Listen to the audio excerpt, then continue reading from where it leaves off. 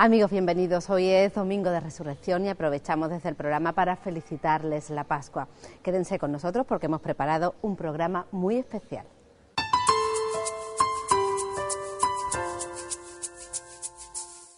Celebramos hoy la Pascua del Señor, el paso de la muerte a la vida. Tras la solemne vigilia pascual de anoche, toda la Iglesia canta Aleluya, ha resucitado el Señor. Es la fiesta más importante de todo nuestro calendario y lo que da sentido al misterio de Cristo, el Señor de la vida. Hoy les ofrecemos un reportaje en el que el arte y la fe van de la mano. Se trata de todo un itinerario pictórico en el que veremos algunos de los pasajes más significativos de la vida de Jesús a través de algunas de las obras más sobresalientes del Museo de Bellas Artes de Sevilla.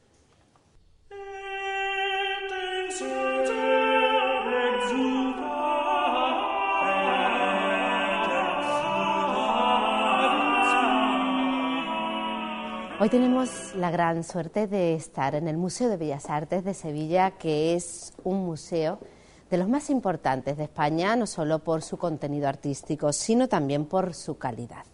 Tenemos también el privilegio de contar con toda una experta, ella es Rocío Izquierdo, que es especialista en arte y también conservadora de este museo. Bienvenida a nuestro programa, Rocío. Muchas gracias. Rocío, es espectacular el lugar donde estamos. Sí.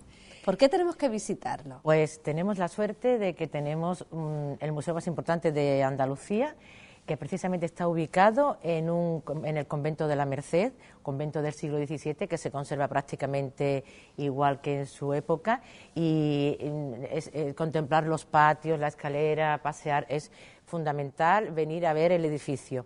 Y también es muy interesantísima la colección que tenemos en la que se puede estudiar la evolución de la escuela sevillana desde el siglo XIV hasta la primera mitad del siglo XX.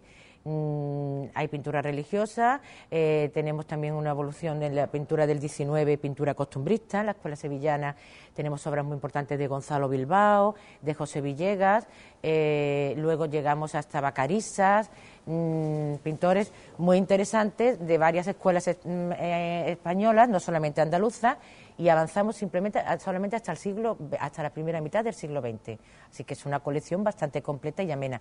También tenemos esculturas, sobre todo del barroco. Bueno, dentro de la gran temática que hay en este gran museo, nos encantaría poder hacer un recorrido desde el arte, desde la pintura, hacia los evangelios, el Nuevo Testamento. Pues sí, tenemos una buena representación de pintura religiosa, ya que el núcleo fundamental del museo se creó a base de la desamortización de los bienes eclesiásticos, que se realizó por Mendizábal en 1835, por lo tanto, la mayoría de las pinturas que vamos a ver es pintura religiosa, y podemos contemplar en ella muchísimos pasajes del Nuevo Testamento. ¿Qué tal si empezamos con una anunciación, por ejemplo? Pues sí, tenemos precisamente una anunciación muy interesante y una obra maestra y muy delicada del museo, que es una anunciación de Alejo Fernández, que podemos pasar a verla. Pues vámonos, vamos.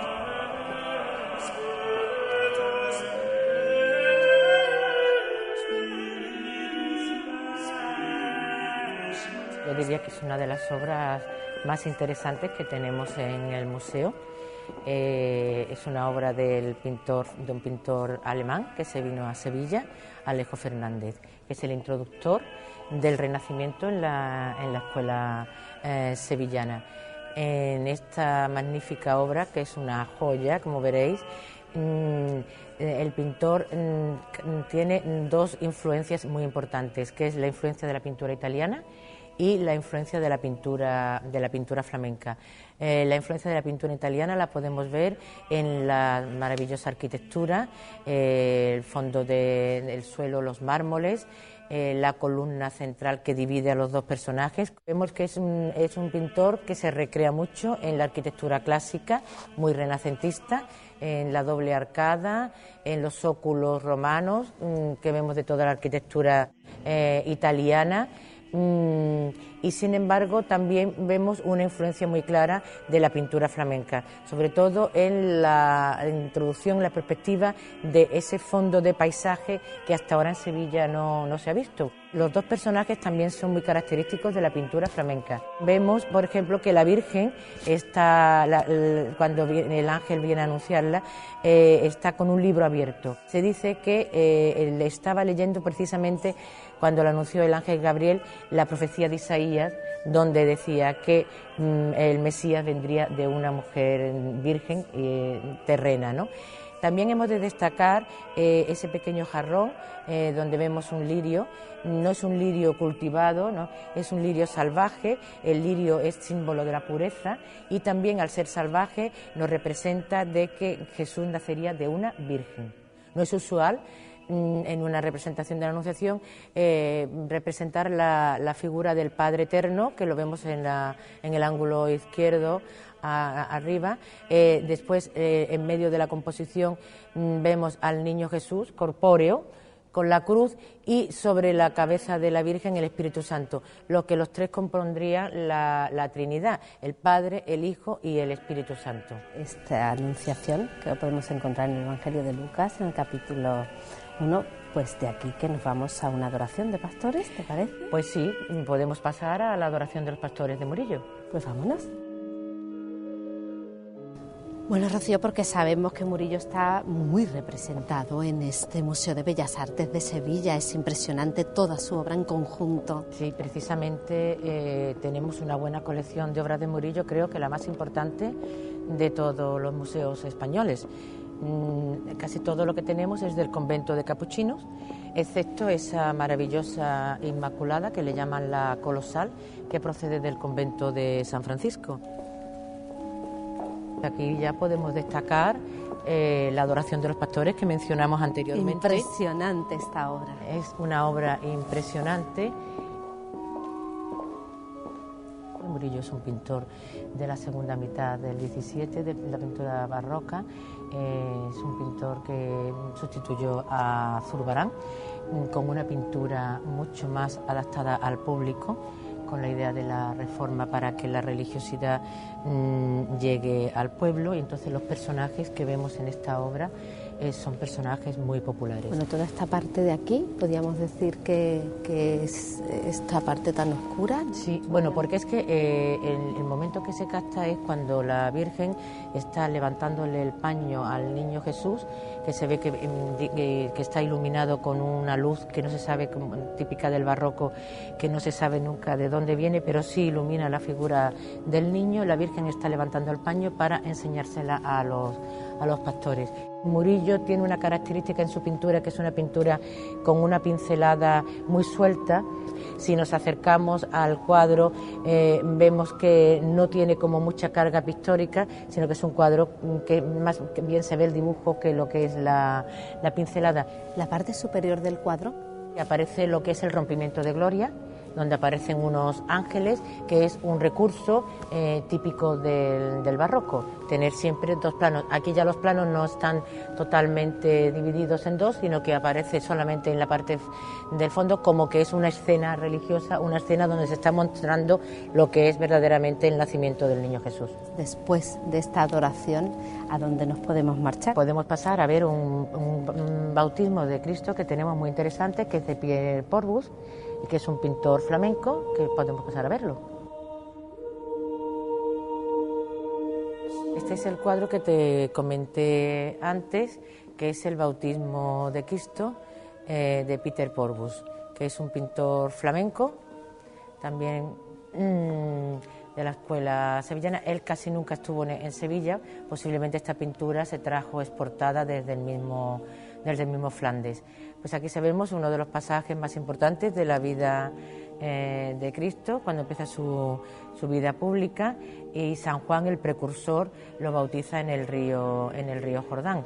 Vemos las características propias de esta pintura, que es una pintura también de la época del Renacimiento, con mucha reminiscencia góticas también, y siguiendo el eje hacia arriba tenemos la figura del Espíritu Santo y en la parte superior el Padre Eterno, que crean un eje completamente central. Rocío, este pasaje lo podemos encontrar en los evangelios de Mateo, de Marcos y de Lucas. Exactamente. El tema del bautismo. Exactamente. Vemos la figura de San Juan, con vestido de característica de su pobreza y de su vida en el desierto, y está bautizando a Cristo, que aquí en este cuadro es muy característico en comparación con otros bautismos de pintura italiana y posterior, que se utiliza una concha o un jarro.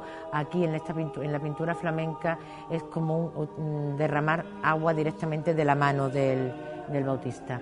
Aquí en la parte de la derecha vemos como San Juan Bautista discute con los rabinos y la élite de la iglesia judía. También podemos ver el baile de Salomé ante Herodes y Herodías, y ella le pide la cabeza de San Juan Bautista. Y aquí en la parte izquierda pues vemos a San Juan predicando a una serie de neófitos, de personas, de gentiles, para convertirlos al bautismo. También llama especialmente la atención lo que son los tamaños, ¿no? Sí, este pintor se caracteriza porque es un pintor con un canon de pintura muy elevado, o sea, las figuras son muy estilizadas.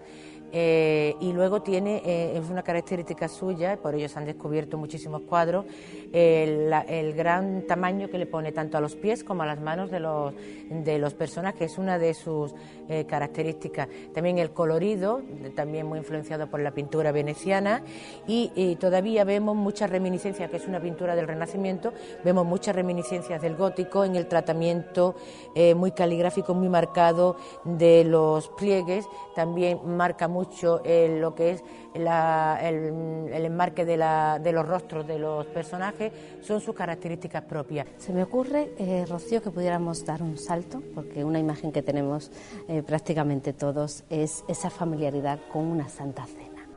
Pues sí, precisamente tenemos aquí una magnífica Sagrada Cena de Alonso Vázquez, que procede del monasterio de la Cartuja, Santa María de las Cuevas, que podemos pasar a verla. Vámonos.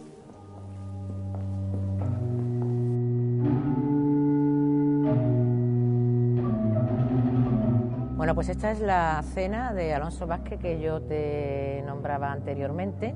¿Es cuando podríamos decir que se instituye la Eucaristía? Sí, exactamente. Esta pintura es una pintura de Alonso Vázquez que te voy a introducir un poco, que es de la época manierista, que es una época que hay un estilo artístico que hay entre el Renacimiento y el Barroco. Representa la última cena que Jesucristo tuvo con los discípulos, donde se instituye la Eucaristía. Anteriormente a esta escena, en el pasaje de la vida de Jesús, está el lavatorio de los pies, que aparece en un segundo plano como una escena secundaria en el ángulo izquierdo del cuadro. Y aquí se representa la cena con la influencia de la pintura de Leonardo. La cena de Leonardo dio la pauta para que se realizaran las siguientes cenas, en el sentido de que Jesús lo pone siempre en el primer plano, alrededor de la mesa los apóstoles, y siempre en grupos de 3 en 3. Alonso Vázquez, en esta época, casi todos los pintores del momento captan la pintura de los grabados. Hay muchísima proliferación de estampas y de grabados, tanto flamencos como italianos, por toda Europa. Y muchos de los personajes aquí representados de los apóstoles están captados de esos grabados literalmente. Personajes, Rocío, y también detalles que vemos. Exactamente, pues por ejemplo el Cordero Místico que tenemos en el centro es copiado totalmente de los grabados, y aparecen casi todas las sagradas cenas que hay del momento. Se representa el momento en que Jesucristo va a decir a los discípulos que uno de ellos lo va a entregar.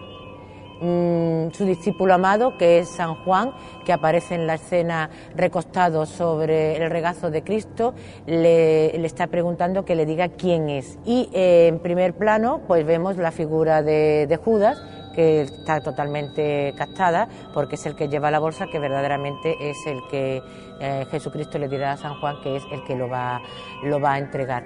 Es de destacar el colorido, que es un colorido muy artificioso y muy artificial, como muy metálico, típico del manierismo, y luego también muy características las anatomías de los personajes, que se trasluce a través de los paños.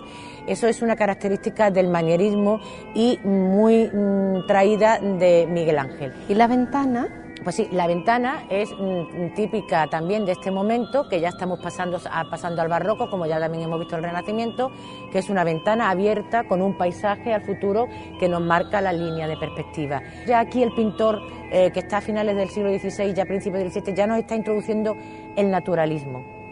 Y aquí lo vemos en el tratamiento que le da a la mesa, el paño, lo bien detallado que está, las ánforas. Son como especies de bodegones, el ánfora central es una ánfora que nos recuerda a las ánforas florentinas. Todo eso está introduciéndonos ya en un naturalismo que nos va a dar luego paso a la pintura barroca. Pues de esta Santa Cena hay otro pasaje que no podemos pasarnos por alto y es la crucifixión. ¿Hay algo? Pues sí, os puedo presentar una sorpresa. Este es el Cristo que yo te comentaba, que no quería dejar que pasara, que es una magnífica obra de Zurbarán. Bueno, porque en la iconografía cristiana está claro que lo más representativo y lo más, digamos, que todos tenemos presente es el Cristo crucificado. Sí, es la imagen más representada a través a raíz de la Contrarreforma, que es unas directrices que dan para que la religión sea más popular, llegue más al pueblo. Entonces se renuevan todas las imágenes y se vuelven a representar toda la vida de Jesucristo, sobre todo las escenas de la Pasión, son las más representadas. Este Cristo es una de las obras maestras que tenemos en el museo, una obra de Zurbarán. Está, como vemos, con 4 clavos, según dictaba Pacheco por la visión de Santa Brígida. Destacamos el paño de pureza, cómo trata Zurbarán las telas, y en una simple, una pintura muy sencilla, sin embargo, que es un crucificado, qué calidad le da al tratamiento y qué claroscuro para diferenciar los diferentes pliegues que tiene, y le da volumetría al paño.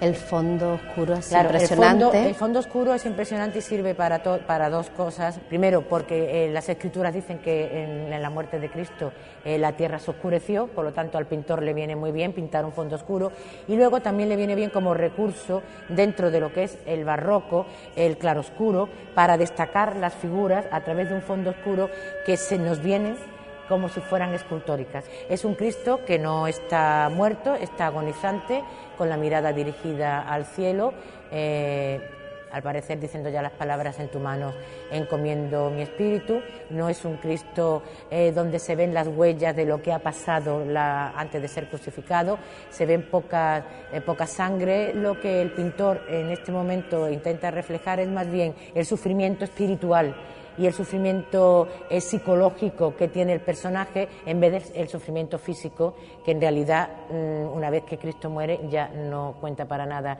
Entonces capta lo que es la psicología del personaje, y vemos que el estudio anatómico es perfecto. El Cristo está totalmente relajado y apoyado en el suspedáneo. Y de destacar simplemente también que ha sido recientemente restaurado, que le da todas sus calidades y que está pintado en una época del principio del siglo XVII, donde domina la técnica del claroscuro. Bueno, Rocío, tras la crucifixión y sobre todo la muerte de Jesús hay algo fundamental para los cristianos, y es que creemos en la resurrección cuando Cristo se aparece, ¿no? Cuando Jesús se aparece a los discípulos. Exactamente. Pues tenemos un cuadro muy interesante que es la aparición de Cristo resucitado en el cenáculo. Mira, Susana, este es el cuadro que yo te mencioné anteriormente, que sobre el tema de la resurrección, que es Cristo resucitado en el cenáculo, obra de un pintor italiano llamado Mattia Preti. Bueno, son muchos los detalles, luces, las miradas, ¿no? Son muy significativos. Hombre, este es un cuadro de un pintor italiano que estuvo casi todo el tiempo de su vida en Nápoles, después pasó a Malta, y está muy influenciado por la pintura de Caravaggio. La vemos, es de la segunda generación de Caravaggio, podríamos decir, de la segunda mitad del siglo. Entonces vemos en él todas las características de la pintura de Caravaggio, que es el claroscuro por excelencia. Viene una luz, incide la luz de la parte izquierda del cuadro, que da una sensación como de una luz muy alta, y parece que se le llama luz de sótano, parece que la escena está en un sótano, parece que está todo desde arriba. Es un efecto lumínico que lo capta perfectamente. Y capta con esa luz que viene, incide en diagonal, se ven perfectamente las diferentes expresiones de los personajes. Son personajes muy toscos, con un tratamiento demasiado burda, no tiene dibujo, tiene más bien pincelada suelta, un colorido más bien ocre, no tiene colores fuertes ni luminosos, propios también de la pintura de Caravaggio. Los personajes gesticulan como no creyendo lo que están viendo, y están viendo precisamente el resucitado. Él está bendiciendo y diciéndole a los apóstoles que no se creen que él ha aparecido ahí, y les dice: pues soy de carne y hueso, dadme pan y dadme pescado que necesito comer. Y entonces los apóstoles le ponen, aparece ahí el pescado, aparece el pan, aparece también el plato, también una escena muy de bodegón, muy naturalista, muy propia de la pintura barroca. Y luego es muy característico en la pintura de este pintor, de Mattia Preti, la gesticulación que todos hacen con las manos. Son como las protagonistas de la escena, tanto la mano de Jesús, tanto la mano que bendice aquí la mesa, y la mano de estos apóstoles que aparecen aquí tan asustados, y luego el pintor va poniendo, por ejemplo, le da mucha más realidad al personaje que está en el centro, al que está aquí en la izquierda, en un escorzo muy típico del barroco que está como saliéndose del cuadro. Este personaje del centro también. Sin embargo, ya los personajes de los discípulos un poco más detrás, pues ya los aboceta más y le pones unos colores un poco más ocre para no diferenciarlos tanto. Y es un gran captador de lo que es la psicología y la espiritualidad, en lo que sienten los personajes, lo sabe trasladar Mattia Preti a través de Caravaggio perfectamente en el lienzo. Son una de las características fundamentales de este estilo.